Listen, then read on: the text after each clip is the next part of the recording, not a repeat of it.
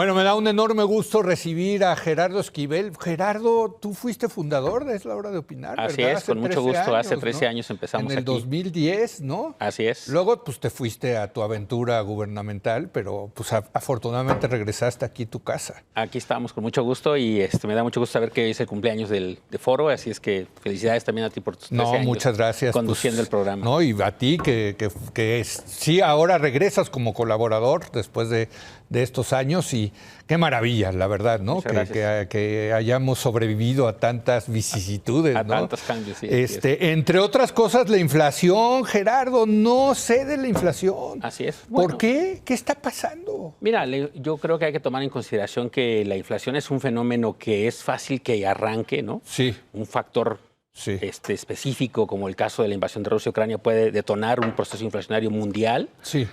Y luego deshacerse de ese fenómeno toma tiempo. O sea, toma tiempo porque una vez que suben los precios, pues se detona primero, el efecto contable toma un año, ¿no? A que se diluya. Y luego va generando otros cambios de comportamiento, ¿no?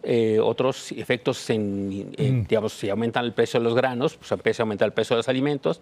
Aumenta el precio de los alimentos, empieza a subir el precio en los restaurantes, en las fondas, y eso tiene implicaciones en la medición de servicios. Sí. Y luego los trabajadores, en respuesta a eso, demandan aumentos salariales. Entonces se detona un proceso que toma tiempo en que se resuelva. Es decir, tenemos que ser, sobre todo en este caso, pacientes. Yo creo que la gran pregunta no es tanto si está cediendo o no, sino la pregunta es si va a ceder al ritmo suficientemente rápido al que queremos que ceda, al que se tiene previsto que ceda, y yo en eso soy optimista, sinceramente. Pero a ver, los números de enero no son buenos, Gerardo. Mira, la verdad. Mira, a ver, es que depende cómo los veamos. Cuando vemos el dato, y yo hice un tuit, de hecho, al respecto, porque hubo un par de anuncios muy escandalosos de algunos medios que titularon a 8 columnas el peor arranque inflacionario del año, y decían la inflación anual. 21 años, ¿no? En 21 años, decían, en lo que va casi en lo que va del siglo. Sí. Y eso en realidad refería pues, a la inflación de enero del año pasado a enero de este año. Sí. Ahora, eso es resultado, insisto, de un fenómeno que ocurrió, pues, que empezó a ocurrir en febrero o marzo del 22. Entonces tenemos todo ese efecto acumulado. Pero la inflación propiamente dicha de enero, pues no fue, puse los datos, mostré que hay 5 o 6 años en lo que va del siglo en los que la inflación de enero en México fue más alta de lo que fue la inflación en enero en este año. O sea, no fue un arranque. La famosa cuesta de enero. Sí, la famosa cuesta de enero, digamos, no es esta la peor de todas. Okay. ¿No? Y yo creo que en ese sentido ya es un indicio de que empiezan a mitigarse algunas presiones. Más aún, yo te puedo decir que pienso que los meses que vienen, febrero, marzo, abril, van a ser meses relativamente buenos en la medición inflacionaria porque se van a contrastar contra, insisto, el momento del inicio del choque inflacionario que fue, recordemos que la invasión ocurrió a fines de febrero. Ahí empezó el gran impacto adicional al que ya traíamos, y eso va a empezar a desvanecerse en estos 3 meses, yo diría. Pero ahí entra, pues tus ex colegas del Banco de México, se habla mucho que se desacopló la política monetaria de México con Estados Unidos. Estados Unidos sube su tasa de interés en 25 puntos bases, es decir, 0.25, y el Banco de México se va a 50 puntos base. ¿Cómo ves? Bueno, no sé qué habrán visto ellos en particular. Insisto, yo mi lectura de la inflación de enero no es tan drástica. No es tan pesimista. No es tan pesimista. O sea, si tú hubieras quedado en el banco, ¿te hubieras ido por 25 puntos? Es posible. No, pues ya lo puedes decir ahorita. Sí, bueno, es posible. Antes no lo podías decir. Es posible que no hubiera acompañado esa decisión. Pero no quiero... porque fue por unanimidad, sí, ¿no? Pero no quiero tampoco cuestionarla. Sé que son decisiones muy difíciles. La verdad es que hay que tomar muchos elementos en consideración. Yo simplemente insisto, mi lectura, y pensando en que enero, febrero, marzo, abril van a ser meses en donde va a ser muy importante que veamos si realmente se está avanzando en el proceso de desinflación, y entonces yo hubiera esperado un poco a eso. Pero bueno, esa es mi percepción, ha sido esa. No me gusta tampoco la idea de sorprender a un mercado que ya anticipaba unánimemente casi un aumento de 25 puntos base, pero esa es mi postura y no quisiera entrar en... Sí, porque parece, o sea, el mensaje que mandó, y creo que muy claro el Banco de México, es que está preocupado porque la inflación no cede en México. Yo creo que es una preocupación, de nuevo, insisto, muy genuina, y no quisiera cuestionar eso.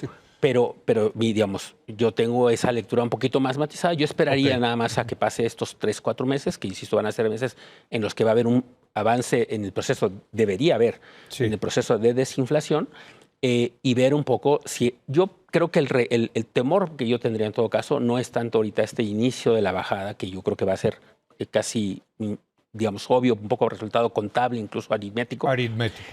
Sino más adelante, cuando si logramos empezar a bajar, digamos, de 5 a 4, de 4 a 3, que a veces es más difícil. Es como en todos los fenómenos, es como bajar de peso. Sí. A veces el bajar el primer kilo es fácil, el segundo ya cuesta más, ¿no? Ahora, me preocupa, y te lo pongo sobre la mesa, el dato de inflación subyacente, que es el más alto que el de la no subyacente y el general, ¿no? La subyacente, pues para decirle a la gente, quita los precios de los bienes volátiles, jitomate, en fin, ¿no? Que tiene mucha volatilidad.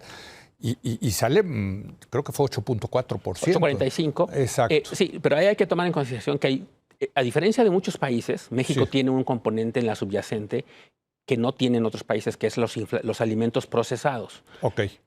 La inflación más fuerte que tenemos en México y en el mundo en general son los alimentos. Primero porque empezaron los commodities, ¿no? Maíz, trigo, soya, sus derivados, y luego, pues como son parte insumo de otros productos, ya el precio de los alimentos procesados empieza a subir.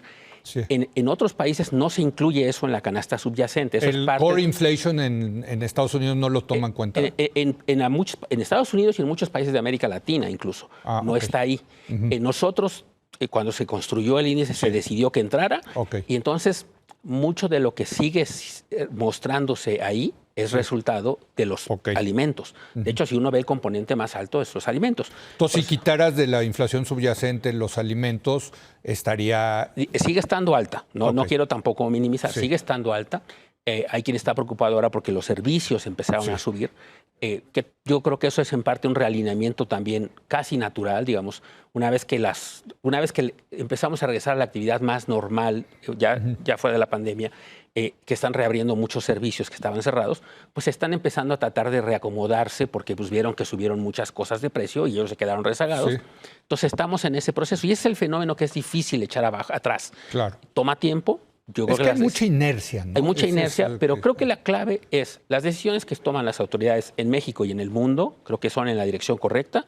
Todos están subiendo las tasas, se están empezando a reducir las presiones inflacionarias en el mundo, están bajando los costos de transporte, las economías se están desacelerando y está bajando la presión de la demanda, y eso va a hacer que paulatinamente el proceso inflacionario disminuya en México y en el mundo. Y yo creo que en eso es lo que deberíamos estar tranquilos, porque pienso que también a veces estar enfatizando mucho el tema puede contribuir a las expectativas inflacionarias. Si no se explica que se están tomando las acciones, lo único es que esas acciones tienen un efecto rezagado o más lento en el impacto inflacionario, pero yo estoy convencido que se va a lograr y que hacia fines del año estaremos más cerca. El banco revisó sus estimaciones ahora y considera que vamos a cerrar cerca de 5%. 5%. A fin de este año. Que todavía no es la meta. Y que a fines del año que entra vamos a cerrar ya en 3%. Y creo que eso es lo importante para estar tranquilos. Es importante señalar que no hay un riesgo de una crisis mayúscula, macroeconómica de ningún tipo. Siento que eso es lo importante y señalar que se están tomando las acciones, y yo creo que eso es lo bueno para el país y que tenemos estabilidad económica y social. Pues muchas gracias, Gerardo. Muchas gracias. Gracias por venir a explicarnos esto. Pues la gente está preocupada, ¿no? Por el tema, parece muy lógico, sobre todo el tema de los alimentos, sí está a fuego, ¿no? Eso está muy fuerte. Gracias a Gerardo Esquivel, gracias a usted por habernos acompañado. Yo lo veo mañana, 10:30 por Foro TV. Muy buenas noches.